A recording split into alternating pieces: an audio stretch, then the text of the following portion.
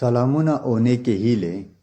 که څنګه چې تاسو ته معلومه ده چې نن د مورنو ژبو نړیواله ورځ ده، نو په دې مناسبت د خان شهید یوټیوب چینل د لارې مو اړینه وګڼله چې د دې ورځې په مناسبت چې دا څنګه منځته راغله تاسو سره لنډ معلومات شریک کړو.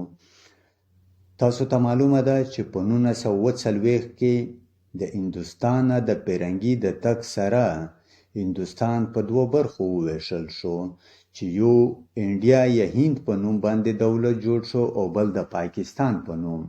خو پاکستان جغرافیایي طور سره تړلی نه و، یو وزر یې ختیځ و او بل یې لویدیځ و. د پاکستان په ختیځ وزر کې د بنګلا ژبې ویونکي په اکثریت وو.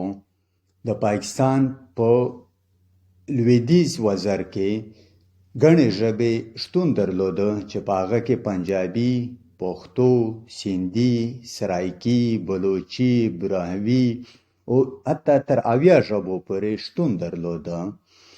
د پاکستان په دوه وزرو کې کلتوري او ژبنیزه ترنګلتیا وه.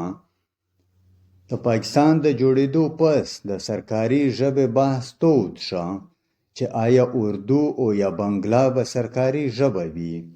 د بعضو حتی دا خیال و چې عربي یا انګلیسي ژبې د سرکاري ژبې وګرځول شي. په دې وخت کې چې پاکستان جوړیږي، د بی بی سی د شمیرو له مخه د پاکستان ټوله آبادي 6 کروړه 90 لکه وه، چې په دې کې 4 کروړه 40 لکه د بنګلا ویونکي اوسېدل. خو د علیګړ پوهنتون د هغه وخت وایس چانسلر ضیاءالدین احمد د پاکستان واکدارانو ته مشوره ورکړله چې تاسو د پاکستان یو موټی ساتلو لپاره پکار ده چې اردو ژبه سرکاري او قامي ژبه وګرځوئ. نو د هغه د مشورې له مخې پاکستان په 1948 کې اردو قامي ژبه وګرځوله. د پاکستان دولت دې عمل په ختیځ پاکستان کې غوسه راوپاروله.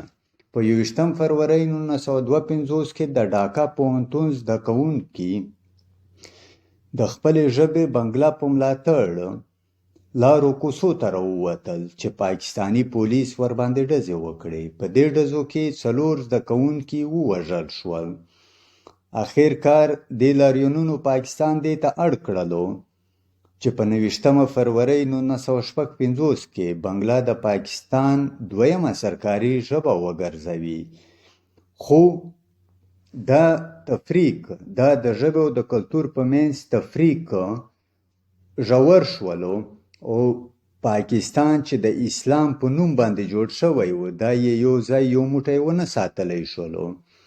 په 1971 کې چې پاکستان مات شو او بنګلادیش هیواد جوړ شولو، نو بنګلا یې سرکاري ژبه وګرځوله.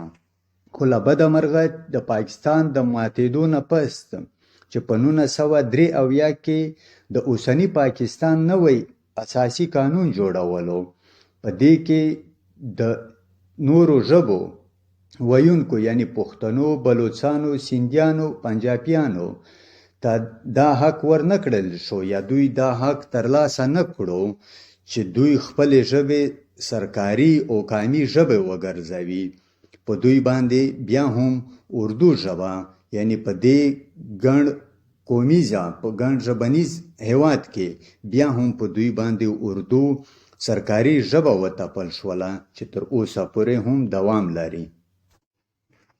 د ډاکا پوهنتون د شهیدانو په یاد کې په نومبر 1999 کې، یعنی په 19 نومبر 1999 کې یونیسکو 21 فروری د مورنیو ژبو نړیواله ورځ وګرځوله او هر کال په نړیواله کچه منځل کیږي. د دې زده کوونکو په یاد کې په ډاکا کې شهید مینار او په ایشفیلډ پارک سیډني استرالیا کې څلی جوړ شوی دی.